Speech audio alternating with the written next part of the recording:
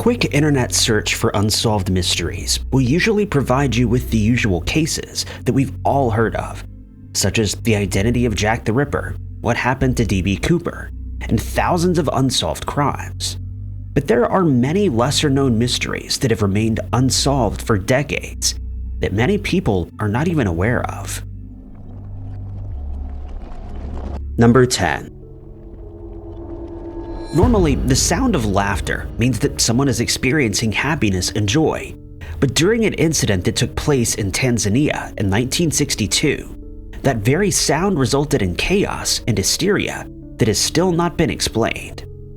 The incident started at a British-managed boarding school in Kashasha, Tanzania, in February of that year. It's been speculated that the first 3 girls who started laughing had just heard a joke, though this was never confirmed. And what happened next took contagious laughter to a ridiculous level.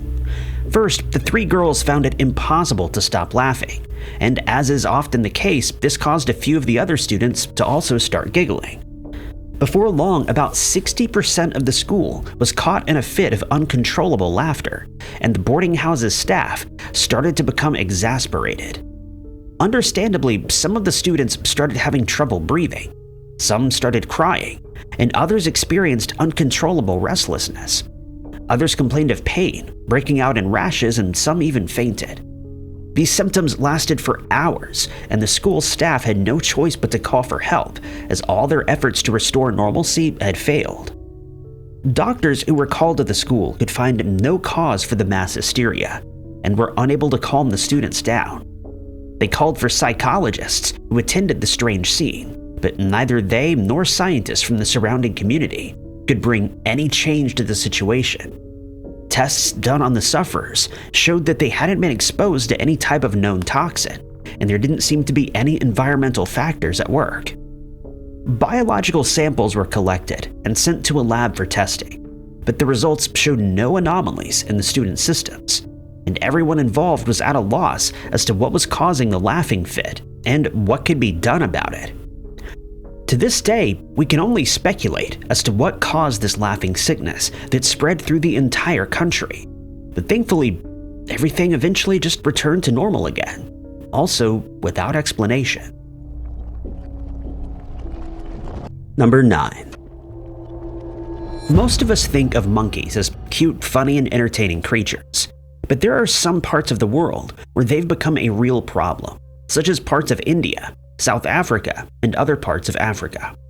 They've been known to break into people's houses to scavenge for food, but while doing so, they're prone to causing destruction, and in some cases, they carry dangerous diseases, known as zoonotic diseases, that can spread to humans. Hence, it's understandable that some people are afraid of monkeys, and that they do their best to avoid them at all costs. In 2001, though, the entire city of Delhi in India was brought to a state of terror by one monkey, or according to most reports, a monkey man. The first reports of this creature indicated that it had red glowing eyes, a dark hairy body, and it stood about 6 feet tall. The issue with these sightings is that they mostly occurred at night, and hence the descriptions that followed varied from person to person. Some people were adamant that it wasn't as tall as initially reported, since they encountered a creature that stood just 3 feet tall. But they added that it had large claws akin to metal gloves at the ends of impossibly long arms. Strangely, some of the more laughable reports stated that it was wearing a leather jacket, sunglasses, and a motorcycle helmet. Many more told the authorities that they only caught a glimpse of the creature or its shadow as it darted across rooftops and into trees to make its escape. Before long, news of the incidents reached the media, who only worsened the situation by publishing unsubstantiated reports, many of which contained encounters that were entirely fictional. The police were at a loss as to how to handle the situation, since they hadn't encountered a creature and could only rely on reports of witnesses, many of whom were unreliable, since they merely recounted what they'd been told by others who claimed to have seen this monkey man. A $1,000 reward was offered to anyone who came forward with information leading to the creature's capture. But this proved to be a bad idea, as thousands more people started claiming that they had seen the culprit in hopes of an easy payday. Before long, people started playing pranks on each other, and it became virtually impossible to sort the true reports from the spurious. When people started realizing that the police were powerless to bring the strange incident to an end, they took to the streets armed with blades and other weapons to look for the Monkey Man and bring his reign of terror to an end. At the time, Delhi was experiencing rolling blackouts, which only caused further fear to spread, since the creature was known to appear only in darkness. 3 people ended up losing their lives as they fell from high buildings after being frightened by the creature, or, as has been speculated, by a passing monkey. Several innocent people were attacked in the streets after they were accused of being the Monkey Man, and in many cases they needed to be hospitalized after being badly assaulted. In the end, no evidence of the creature's existence was found. No one had taken a photo of it, no footprints were found, and given the fact that no one could seemingly agree on its appearance, the incident was chalked up as a case of collective imagination that resulted in a type of mass hysteria.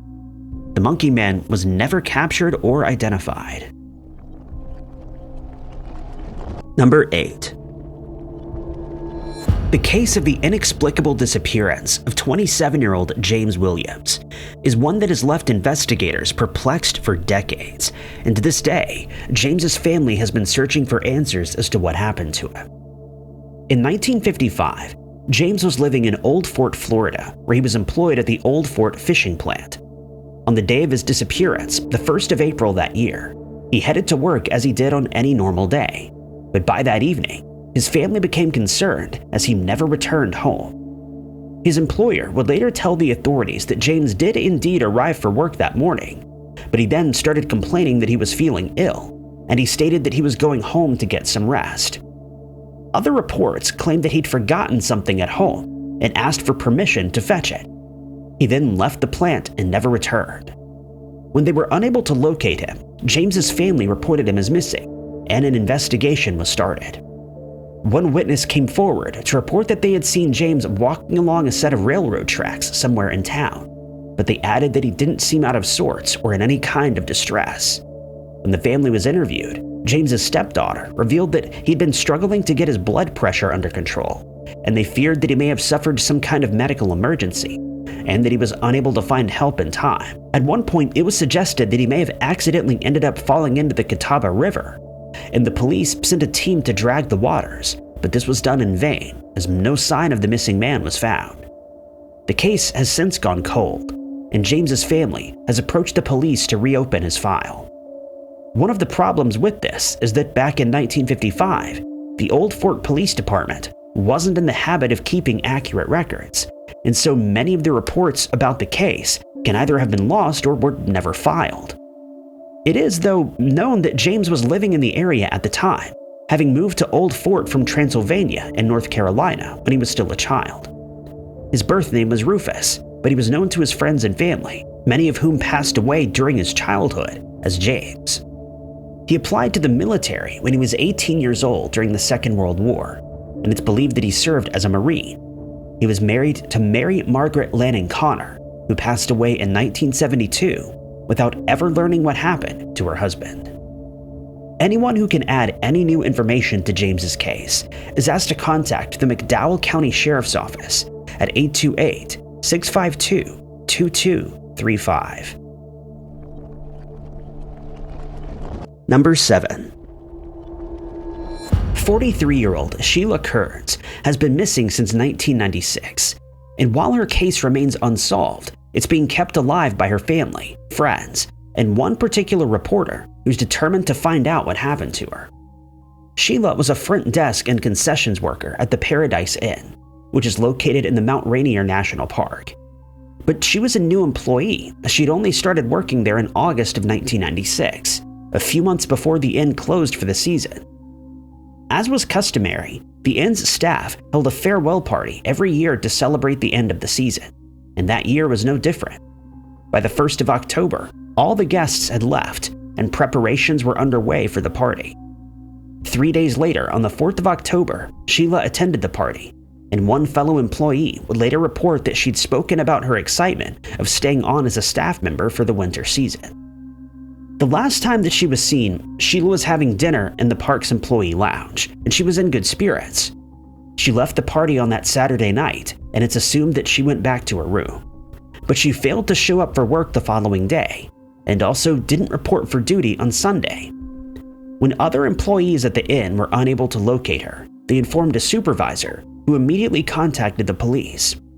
A search was conducted with the aid of search dogs, and all of the trails in the area were covered, but no sign of Sheila was found. It's known that she had a love for hiking, and it was suggested that she'd gotten lost after going off on one of the trails and was then unable to find her way back. Her family was notified of her disappearance, and when they were interviewed by the police, they stated they hadn't heard from Sheila since the day that she went missing. The fact that she didn't show up for work was completely out of character, and she was known to be a punctual and reliable employee.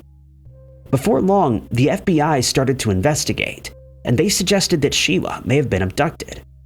A spokesman stated that some of the details in her case were considered to be suspicious, such as the fact that her car was found parked at her house in Longmire after she had vanished. A $5,000 reward was offered for information leading to her whereabouts, but no leads were ever received. The search lasted for 3 days, but when no additional clues were found, it was eventually called off. It's been suggested that Sheila was attacked by someone that night, or that she fell prey to a wild animal, such as a mountain lion, but this remains mere speculation, and only time will tell if the true events of that night will ever be uncovered. Number 6. The Shugborough inscription is an unsolved cipher that can be seen on a monument on the grounds of Shugborough Hall in Staffordshire, England. The meaning of this text has eluded historians for a very long time, but now serious efforts are being made to decode it, as many people believe it may lead to the whereabouts of the elusive Holy Grail. The text is inscribed on Shepherd's Monument, which was created by Peter Shee, a Flemish sculptor, between 1748 and 1763. It not only contains the lettering, but also a copy of a Nicholas Poussin painting called The Shepherds of Arcadia. It depicts 3 shepherds and a woman who can be seen pointing her finger at a nearby grave, and it also contains the Latin phrase which translates to "I am even in Arcadia," but the rest of the lettering remains a mystery. What has stumped historians for centuries are the letters OUOSVAVV that can be found below the rest of the relief, and below these appear the letters D and M. Thanks to a few literary references, many people have started to believe that Poussin belonged to the Priory of Sion, a clandestine monastic fraternal organization that was founded in 1099, but dissolved later on. Furthermore, it's been suggested that the painting by Poussin also contains hidden messages that are yet to be solved, despite the best efforts of people like Charles Darwin, Josiah Wedgwood, and the famous author Charles Dickens. Throughout the centuries, thousands of people have suggested how the code could be cracked.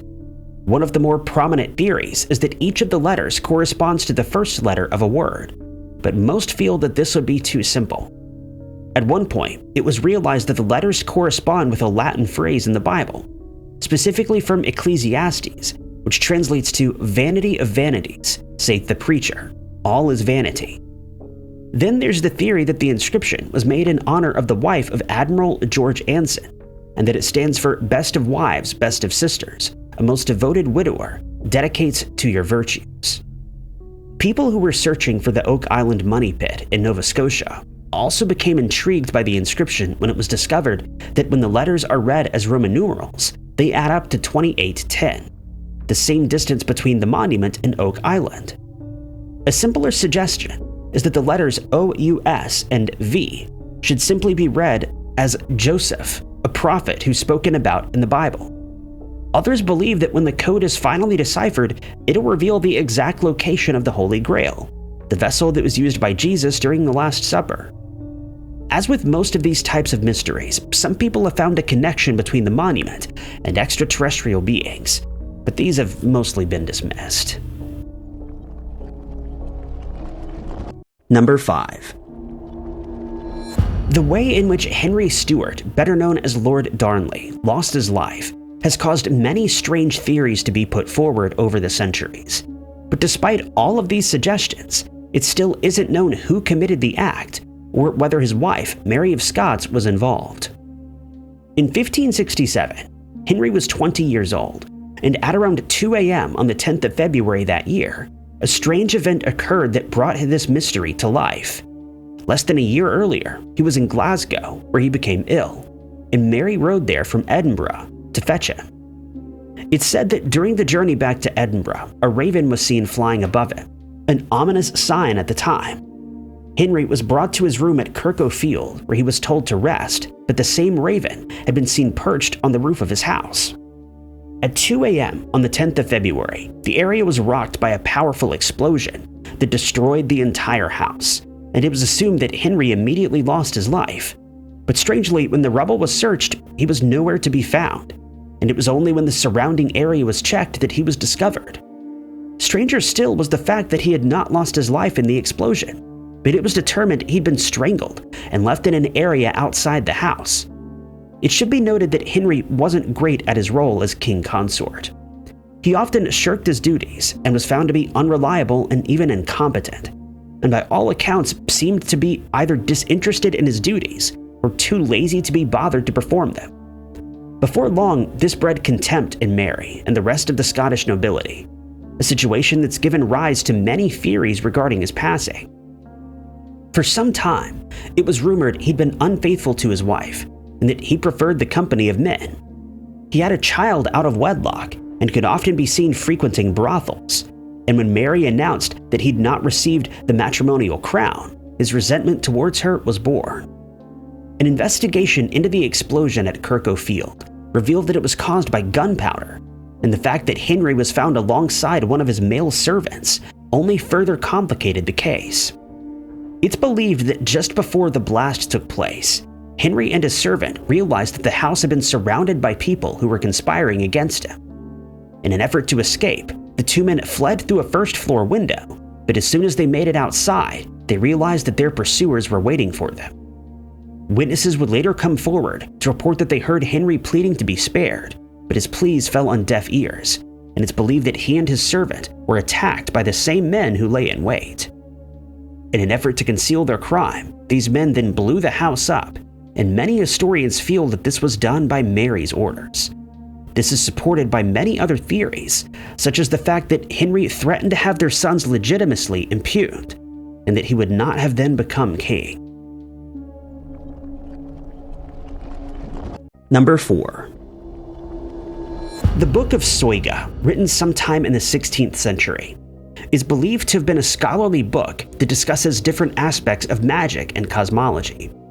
Most of the book was penned in Latin, which makes it easily translatable, and when this was done, it was found to contain information on astrology, demonology rituals, and lineages. But one section of the book continues to confound scholars in modern times.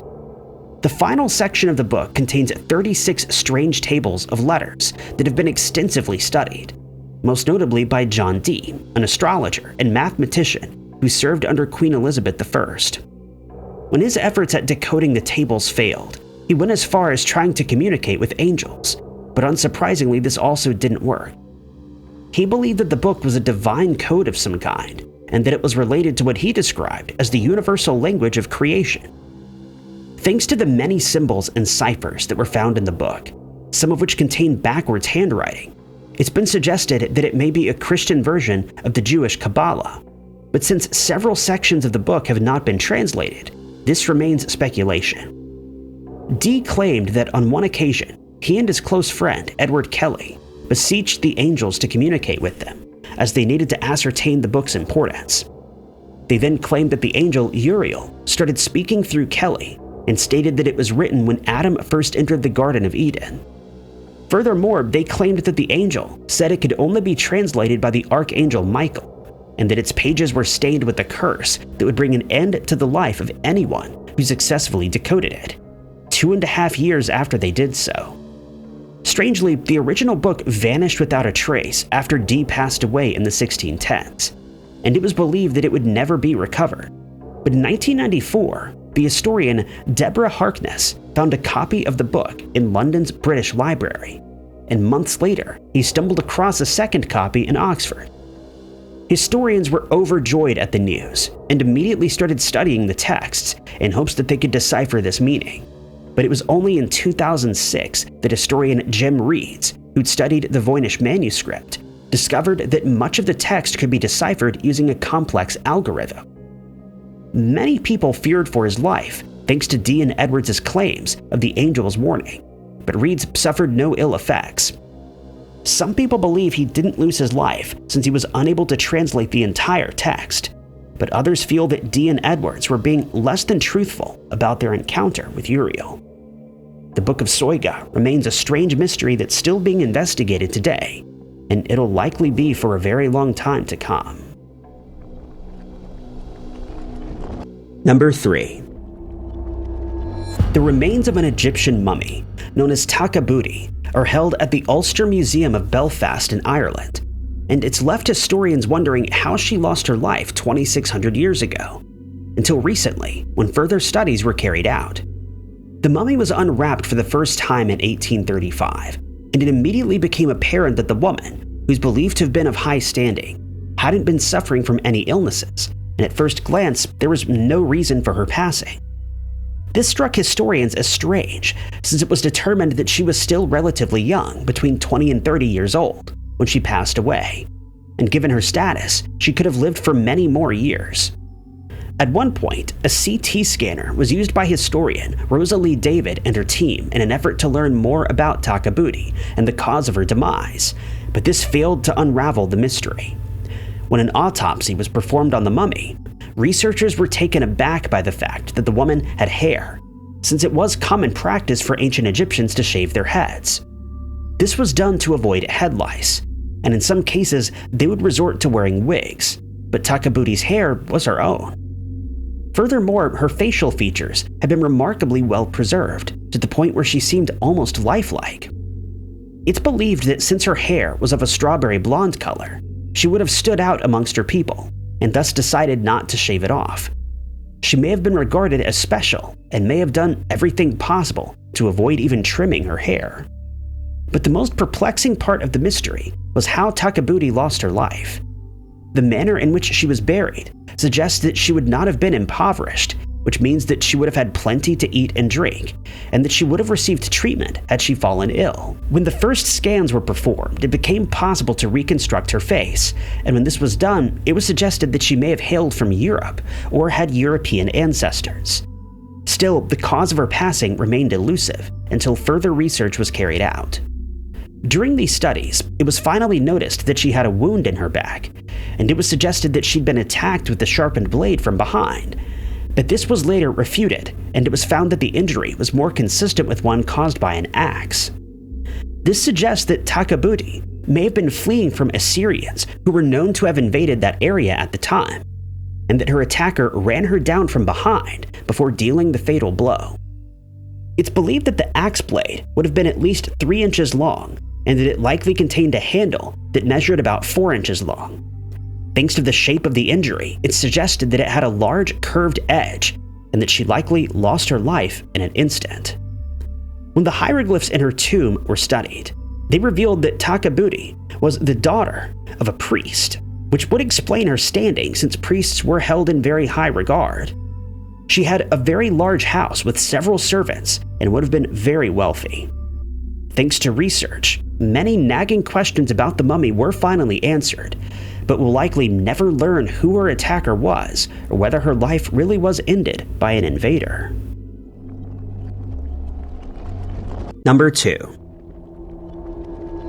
One of the more worrying details in the case of the disappearance of 23-year-old Jesse Leopold is the fact that he needed medication that he was taking for depression and bipolar disorder, as well as anxiety. But on the day that he vanished, he'd forgotten to take it to work with him. His father would later tell the police that Jesse had to be rushed to the hospital several times in the years before his disappearance, since he was in the habit of taking other types of medication that had not been prescribed to him, and they often had an adverse effect on his physical and mental condition. He added that Jesse only did this because he often didn't have enough money to afford the medication that he needed, and he stopped doing so and found a full-time job by the time that he went missing. In 2016, Jesse was working for W&G Marketing, which is a meat processing plant in Jewell, Iowa. On the 13th of October that year, he showed up for his shift as normal, but at some point he realized that he'd left his medication at home. Fearing that he might suffer a mental episode, he asked his supervisor if he could go home to get them, and having received permission, he left the plant at around 6:30 p.m. But some sources state that Jesse started his shift at 3 p.m. and that he left work without permission, still dressed in his uniform. These same sources state that his absence was only noticed during the evening break at 6:30, and that he never returned to complete the rest of his shift. When he didn't return to the house that he shared with several other people, they contacted his father, who then filed a missing person report on the 16th of October. He also created a Facebook page asking for anyone who had spotted Jesse to come forward. When an investigation was conducted by the Boone County Sheriff's Office, it was determined that Jesse's sunglasses, shoes, wallet, and cigarettes were left behind at the plant, indicating that he was planning on returning to work that evening. Investigators also kept an eye on his bank account and phone activity, but these have not been used since the day that he went missing. Searches were conducted, and on the 16th of October, the day that he was reported as missing, his truck was found abandoned in Ledges Park, about 35 miles from the plant. Jesse's work boots were still in the truck's bed, and the cab was found unlocked. Inside, his father found his keys still in the ignition and his smock hanging over the steering wheel. It was discovered that a parking warning had been issued for the truck the previous day, and hence it was parked in that location for at least 24 hours. The area surrounding the truck was searched with the aid of sniffer dogs, but they found no trace of Jesse's scent. While it's by no means certain, investigators have not ruled out foul play, and over the last 9 years, no further clues have been found. Anyone who knows where Jesse is, or who can provide additional details regarding his disappearance, is asked to contact the Boone County Sheriff's Office at 515-433-0524. Number 1. Mary Rogers didn't have the easiest childhood while growing up in New York. She was born in 1920, and her father passed away while she was still very young.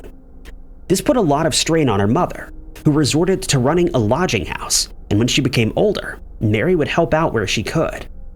By all accounts, she became a beautiful woman. She was taller than most women her age, and had pitch black hair with a clear complexion. Furthermore, she's said to have had a very pleasant personality and made friends easily, and was very liked by everyone she met. Due to her popularity, she received a work offer from John Anderson, who was running a cigar store in the city. He believed Mary's beauty would attract more customers, and so in 1940, when she was 20 years old, she accepted his offer to work as a clerk. But she had to convince her mother to allow her to work away from home for the first time in her life, since Anderson's store was known to attract some less than desirable characters. When she finally revealed the amount that she was to be paid, her mother reluctantly agreed, and Mary was elated. As soon as word got out that Mary was working at the store, business started to boom. But she did on many occasions have to disappoint the young men who tried to court her, but she always did so in a modest way as to not hurt their feelings. She relished her work for 10 months, and everything went swimmingly until she failed to arrive at the shop one morning in January of 1841. Her mother panicked when she heard that Mary was missing, and after she contacted the police, the case drew a lot of attention. Mary was given the moniker Cigar Girl. Strangely, she showed up for work 6 days later, but she was a changed woman. She no longer smiled as she used to, and seemed saddened by something that she wouldn't reveal. She claimed to have traveled to a relative's house for a visit, but refused to discuss the matter any further. She resigned when rumors started to swirl that she'd spent time with a naval officer during her absence, and she once again started working at the boarding house. She then became engaged to a clerk named Daniel Payne, and on the 25th of July, she traveled to his house. She told him that she was planning to visit her aunt that day, and that she would see him that evening. But that afternoon, a heavy storm broke out, and when Mary didn't come home, it was assumed that she stayed at her aunt's house so that she wouldn't have to weather the storm. When she still hadn't returned the next day, her mother and fiancé traveled to her aunt's house, where they learned that she'd not been seen at all. A few days later, her remains were found floating in Castle Point in Hoboken, and it was quickly determined that she'd been attacked. Payne was cleared of suspicion, and a witness would report via an anonymous letter that he had seen Mary on a boat in the company of 6 rough-looking men. 3 more men then arrived in a boat and asked after Mary and her companions, but upon being told that she seemed to be in high spirits, the 3 men left. The mystery was never solved. In the Edgar Allan Poe tale, The Mystery of Marie Roget is based on Mary's case. Thank you guys so much for watching. If you liked this video, be sure to hit that like button. Also, don't forget to subscribe and click that notification bell to keep up to date with all of our future uploads. But my name is Ty Knotts, and I'll catch you guys in the next video.